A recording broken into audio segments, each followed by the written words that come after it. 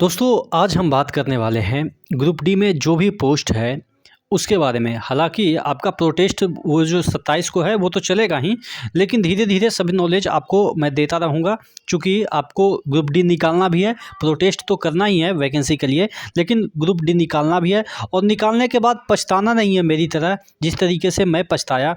जिस तरीके से पोस्ट सिलेक्शन शुरुआत में जो दिया था, इस वजह से मुझे पछताना पड़ा। तो क्या मेरे साथ घटना हुई और इस वीडियो में चर्चा करेंगे कि कौन से पोस्ट और क्या काम होता है और अपना प्रेफरेंस उसी के आधार पे भरी। मैं सभी चीज़ों को यहाँ पे डिस्कस करने वाला हूँ। चैनल पे नए हैं तो सब्सक्राइब जरूर कर लीजिएगा। और अगर आप ग्रुप डी की तैयारी कर रहे हैं तो कुछ बुक मैं सजेस्ट कर रहा हूँ किरण पब्लिकेशन की। ये आपको 1 से 40 सेट जो है वो ग्रुप डी का जो सॉल्व पेपर है वो खरीद लीजिएगा, जिससे कि आपको बहुत सहायता मिलेगी। उसके बाद सामान्य ज्ञान के एनसीईआरटी पैटर्न पे आधारित जो आपके पीवाईक्यू पूछे जाते हैं वो आप वन लाइनर खरीद लीजिएगा। उसके बाद यहाँ पे आपको सामान्य जानकारी सामान्य विज्ञान से सॉल्व पेपर जो है वो खरीद लीजिएगा। 3700 प्लस यहाँ पे क्वेश्चन मिल जाएंगे। और रीजनिंग के लिए आपको चैप्टर वाइज टाइप वाइज जो ये आता है बुक वो खरीद लीजिएगा 8700 प्लस। और मैथ्स के लिए भी चैप्टर वाइज टाइप वाइज जो ये बुक आती है 10,000 प्लस इस पे क्वेश्चन है। ये सब किरण पब्लिकेशन की जितने भी बुक मैंने बताएं, इसी से आपका एग्ज़ाम क्लियर हो जाएगा। तो मैं बात कर रहा था कि जो आपका ये आप वैकेंसी है इसमें बहुत सारे पोस्ट आपके हैं। अब इस पोस्ट में आप देखेंगे कि देखिएगा डिफरेंट तरीके से टोटल 14 पोस्ट हैं।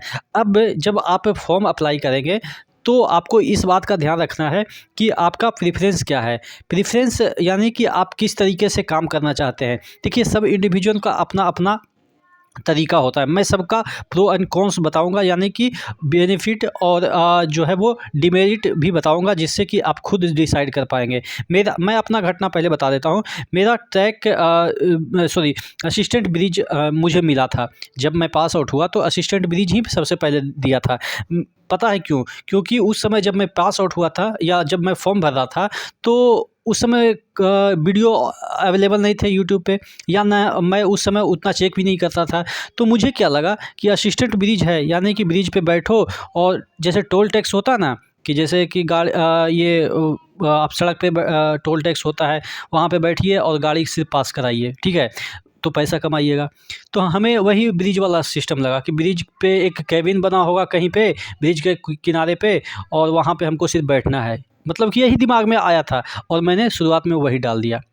बाद में पता चला कि यार ब्रिज असिस्टेंट का मतलब क्या होता है और काम क्या होता है, जब मैं वहाँ पे काम करने गया तो ये सब चीज़ें आप दिमाग में परसेप्शन नहीं पाइएगा कि क्या होता होगा, ठीक है। एक्चुअल में क्या होता है वो एक रेलवे एम्प्लॉई आपको बता ही देंगे। और जब मैं बता रहा हूँ तो मेरा भी एक्सपीरियंस है तो मैं बता ही रहा हूँ। चलिए कोई बात नहीं, आप किसी से भी पूछ सकते हैं।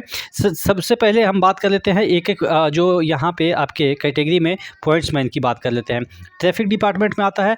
अब जो बंदा दूर जॉब नहीं करना चाहता है, यानी कि एक ही स्टेशन पे काम करना चाहता है। कई बार होता है ना कि आपको 10 किलोमीटर इधर जाना है, फिर अगले दिन 20 किलोमीटर इधर जाना है, यानी कि भाग दौड़ वाली नहीं ज़िंदगी चाहिए, तो पॉइंट्समैन उसके लिए सही है। और पॉइंट्समैन का सबसे बढ़िया ये आपको है कि यहाँ पे प्रमोशन होते हैं जल्दी, चूँकि ये ट्रैफिक डिपार्टमेंट में आता है। और ट्रैफिक डिपार्टमेंट में आने से आपको एएलपी ट्रैफिक डिपार्टमेंट में आ जाता है। उसके बाद आपके गुड्स गार्ड ट्रैफिक डिपार्टमेंट में आता है। आपके जो टीटीई जो होते हैं एग्जामिनर, एक टीसी होते हैं, एक कलेक्टर होते हैं। कलेक्टर का मतलब ये हुआ कि जो वो टिकट सिर्फ कलेक्ट करते हैं और एग्जामिनर एग्जामिन करते हैं, ठीक है। कलेक्टर जो होते हैं टीसी जो होते हैं वो प्लेटफॉर्म पे होता है, और एग्जामिनर जो है वो प्लेटफॉर्म पे भी हो सकते हैं और वो अंदर भी हो सकते हैं, यानी कि गाड़ी में ही जनरली आपको टीटीई मिलेंगे, ठीक है। तो ये सब ट्रैफिक डिपार्टमेंट में आते हैं। तो इन सभी पोस्ट पे इनका प्रमोशन ग्रुप यहाँ पे पॉइंट्समैन वाले का आसानी से हो जाता है, क्योंकि इनको एक्सपीरियंस होता है ट्रैफिक का। इस वजह से यहाँ पे सबसे बेस्ट यही जॉब माना जाता है। उसके बाद ट्रैक मशीन पे आ जाते हैं। ट्रैक मशीन का क्या काम है? देखिए ट्रैक मशीन आप अक्सर देखते होंगे, जब गाड़ी से जाते होंगे, कहीं भी ट्रेन से आप ट्रैवल करते होंगे तो एक मशीन रहता है पीला टाइप का, आपको मशीन दिखता होगा।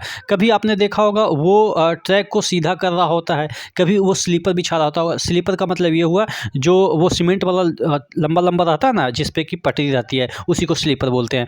तो वो बिछा रहा होगा, तो उस समय आपको वहाँ पे काम करना पड़ेगा। और फिर मशीन में बहुत सारे पार्ट्स पुर्जे होते हैं, तो उसको भी आपको साफ़ सफाई ये सब जो है वो आपको ट्रैक मशीन का जो है वो करना पड़ेगा। कई बार क्या होगा ना कि गिट्टी वगैरह का भी काम ट्रैक मशीन के द्वारा किया जाता है, तो वो भी आपको वहाँ पे करना पड़ेगा, ऐसा आप मान के चलिए। चूँकि जनरली अब कॉन्ट्रैक्टर के भी वहाँ पे बंदे होते हैं, तो जनरली कॉन्ट्रैक्टर के बंदे ही गिट्टी वगैरह, बालू वगैरह ये सब जो काम, बालू का तो नहीं, लेकिन वो सब हार्ड काम जो होता है वो कॉन्ट्रैक्टर के थ्रू ही किया जाता है। लेकिन जनरली कई बार क्या होता है ना कि कॉन्ट्रैक्टर का काम एसएससी आपसे भी करवा लेता है, चूँकि कॉन्ट्रैक्टर का पैसा वो खाया रहता है। तो हम लोग किए हैं, इसलिए मैं बता रहा हूँ कि हम लोग कॉन्ट्रैक्टर का काम किए, कॉन्ट्रैक्टर से पैसा खा लेता है एसएससी, और आपसे काम करवा लेता है। आप बोल नहीं पाइएगा, चूँकि आपके ऊपर भी जो अधिकारी होगा, यानी कि एसएससी के ऊपर भी अधिकारी होगा, वो भी पैसा खाया होगा कॉन्ट्रैक्टर से, तो आप किसको शिकायत कीजिएगा। इस वजह से आपका कॉन्ट्रैक्टर का भी काम करवा लेता है ये एसएससी, इतना मतलब कि ऐसा होता है। उसकी भी मजबूरी है, चूँकि उसके ऊपर वाला भी जो है डिप्टी है, जो भी है, सब पैसे खा के ये सब काम करवाते हैं।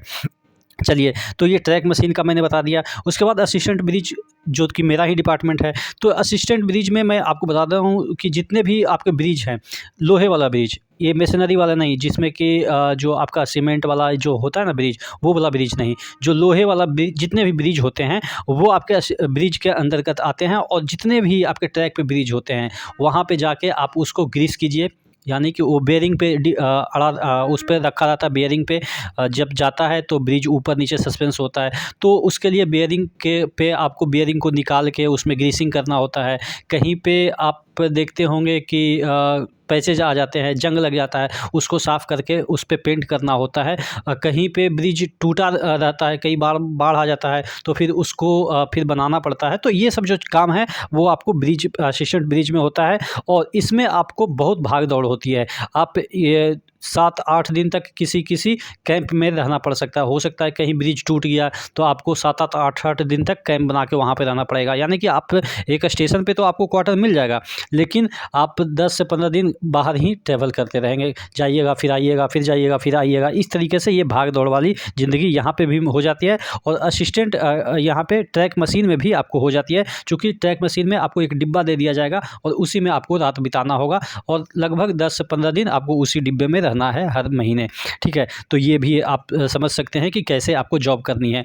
उसके बाद अगर हम बात कर लेते हैं ट्रैक मेंटेनर ग्रेड की 4 की। ट्रैक मेंटेनर जो आपको पता ही है, मेंटेनर नाम से ही पता चल रहा है, आपको पेट्रोलिंग वगैरह का काम दे दिया जाएगा। और यही बंदे जो है वो आपके गेट में भी इनका ड्यूटी लग जाती है। तो जनरली ट्रैक मेंटेनर का गेट पे आपको ड्यूटी दे दी जाएगी, और आपको वही पेट्रोलिंग वाला काम है वो दिया जाएगा। तो बस ये आपका इसमें थोड़ा सा हार्ड काम है।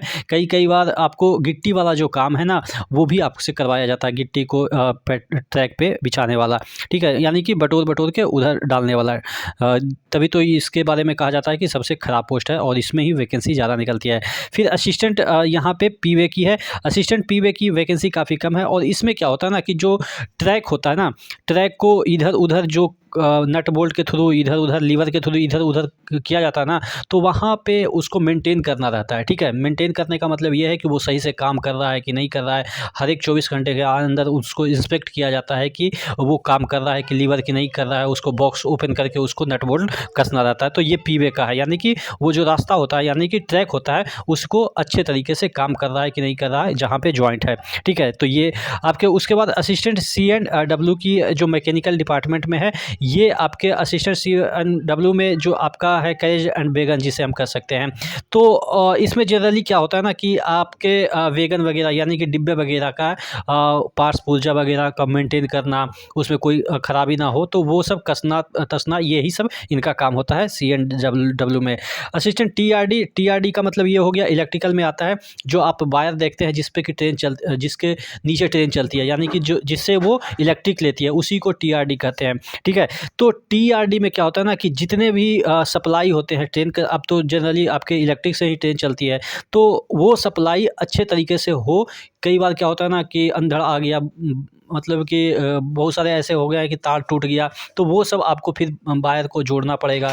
हालाँकि ऐसे नहीं कि लाइव वायर को जोड़ना पड़ेगा, उसके लिए पावर कट किया जाएगा। तो ये सब मेंटेन करना है टीआरडी को। कहीं-कहीं क्या होता है ना कि जो कॉन्ट्रैक्टर होता है वो बिछा देता है पूरा वायर, उसके बाद आपको हैंडओवर कर दिया जाता है आपके ऑफ़िस को। फिर उसको आपको मेंटेन करना रहता है कि सप्लाई चल रही है, नहीं चल रही है। हालाँकि उसके ऊपर भी अधिकारी होते हैं जो ये सब देखते हैं, लेकिन काम तो आप ही से करवाया जाएगा, ठीक है? तो टीआरडी आप समझ गए होंगे, हाई टेंशन जो वायर होता है उसी से रिलेटेड है। उसके बाद एसएनटी जो है वो सिग्नल से रिलेटेड है। अब एसएनटी में क्या होता है, जितने भी आप देखेंगे कि पटरी के किनारे बॉक्स इस तरीके से लगा रहता है, ठीक है? बॉक्स लगा रहता है, तो इसको खोल के चेक करना है कहाँ पे कोई तार तो नहीं छूट गया, ये वो। मतलब सिग्नल प्रॉपर तरीके से आ नहीं रहा है। आप देखेंगे कि लाल फिर ग्रीन और ये येलो वाला जो ये सब सिग्नल है उसी से रिलेटेड है, यानी कि वो प्रॉपर काम कर रहा है कि नहीं। कहीं दिक्कत हुआ तो बॉक्स जाके खोलिए और बॉक्स में पता चलता है कि कई बॉक्स में सांप बैठा रहता है और कई बॉक्स के ऊपर लोग हग भी देते हैं, मतलब कि आप समझ गए होंगे। चलिए, तो बहुत थोड़ा-सा ये सब बुरा लगता है, चूँकि हमारे दोस्त उसमें काम करते हैं तो चीज़ें हमें पता है।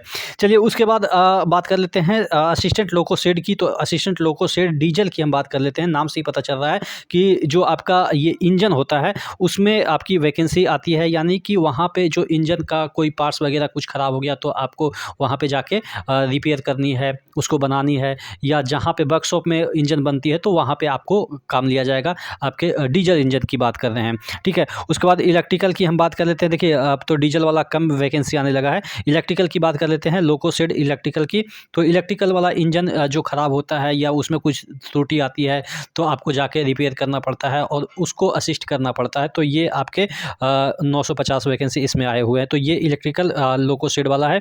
उसके बाद असिस्टेंट ऑपरेशनल इलेक्ट्रिकल। अब यहाँ पे देखिएगा जो इलेक्ट्रिकल से संबंधित है, इलेक्ट्रिकल से संबंधित का मतलब ये हुआ जो आप स्टेशन वगैरह पे देखते होंगे कि बॉल बत्ती ये सब अंड संड इतने, मतलब कि इलेक्ट्रिक से रिलेटेड आपके पंखा वायर ये सब जो चीज़ें हैं वो सब आपको करना रहता है ऑपरेशनल इलेक्ट्रिकल में, ठीक है।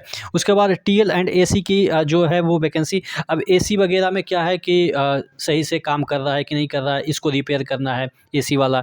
और यहाँ पे वर्कशॉप में है और कहीं आपको जहाँ पे बनता है वो वर्कशॉप हो गया, जहाँ पे जो ये सब बोगी रखा जाता है ये कुछ देर के लिए, जिसमें जैसे अगर गाड़ी चल रही है यहाँ से वहाँ और उसी दरमियान कोई दिक्कतें हुई तो उसको फिर से वर्कशॉप में तो ले जाया नहीं जाएगा, कुछ ही स्टेशन पे रख के बनाया जा सकता है। तो वहीं पे ये हो गया। और यहाँ पे एसी का जो है वो जो भी पार्ट्स पूजा बनता है वर्कशॉप में उस पे आपको काम करना है असिस्टेंट टीएल एंड एसी में। उसके बाद यहाँ पे असिस्टेंट वर्कशॉप मैकेनिकल में। तो मैकेनिकल से रिलेटेड यानी कि नट बोल्ट ग्रीसिंग वगैरह करना है, जहाँ पे भी आपको मतलब कहीं भी ग्रीसिंग वगैरह होता है, जितने भी आपके पार्ट्स होते हैं रेलवे में, रेलवे के जितने भी पार्ट्स होते हैं वैगन के हो या आपके और भी जो इंजन के हो, तो वो सब काम करना पड़ता है आपको असिस्टेंट वर्कशॉप मैकेनिकल में। तो वर्कशॉप जहाँ पे भी देखिए, अगर आपको लगता है कि हमको एक जगह पे रहना है तो आप वर्कशॉप पे रहिए, और नहीं तो आपको लगता है कि हमको पैसा कमाना है तो फील्ड वाला जॉब लीजिए। चूँकि फील्ड में आपको क्या है कि 600 रुपया एक दिन का एक्स्ट्रा बन जाता है, ठीक है। वर्कशॉप में आपको कोई पैसा नहीं मिलता। हाँ, कुछ अलग इंसेंटिव मिल जाते हैं, लेकिन जो जनरली आप फील्ड वाला जॉब चूज़ करते हैं तो उसमें ज़्यादा तकरीबन 12 से 15 हज़ार आपको एक्स्ट्रा बन ही जाता है महीने का, और वर्कशॉप में उतना बनता नहीं है। थोड़ा बहुत इंसेंटिव मिल जाते हैं ओवर टाइम वगैरह करने से। हालांकि अब तो ओवर टाइम भी बहुत कम कर दिया है रेलवे, जितना काम रहता है ना, अब ओवर टाइम भी करवाता है तो पैसे नहीं देता है। कई बार क्या होता है ना कि आपको एक फिक्स कर देता है कि इतना काम आज होना है, आप चाहे तो 2 दिन में मतलब कि 12 घंटा लगाओ 24 घंटा लगाओ, उससे मतलब नहीं है, लेकिन इतना जब तक काम नहीं होगा तब तक आपको बाहर नहीं जाने दिया जाएगा, गेट ही लॉक कर दिया जाता है। तो थोड़ा सा और पैसे भी नहीं दिए जाते हैं, चूँकि पहले ही से फिक्स कर दिया जाता है कि इतना काम करना है। तो इस वजह से वर्कशॉप वाले थोड़ा सा ये है कि एक स्टेशन पे तो रहेंगे, अपने फैमिली के बीच तो रहेंगे, लेकिन पैसा उतना नहीं होगा। लेकिन हाँ, फील्ड वाले जॉब जो मैंने बताया, जैसे ट्रैक मशीन हो गया, आपके ब्रिज हो गया, ये सब फील्ड वाले जॉब हैं, तो इसको कीजिएगा तो शायद आपको थोड़ा सा ज़्यादा इंसेंटिव मिल जाए। लेकिन हाँ, इसमें डेंजर है। आपको जो ब्रिज की हम बात कर लेते हैं, आपको 60-60 फीट ऊपर ब्रिज पे चढ़ाया जाएगा, जैसा कि हम लोग भी चढ़े हैं, और लटक के काम करना पड़ता है। फिसले तो बेटा गए नदी के, और नदी नीचे इतना एकदम से बेजोड़ धारा चलती है ना कि दिमाग एकदम हिल जाता है। तो ये सब जो चीज़ें हैं वो मैं आपको बताता रहूँगा। चैनल को सब्सक्राइब जरूर कर लीजिएगा। नेक्स्ट वीडियो मिलते हैं, तब तक के लिए जय हिंद।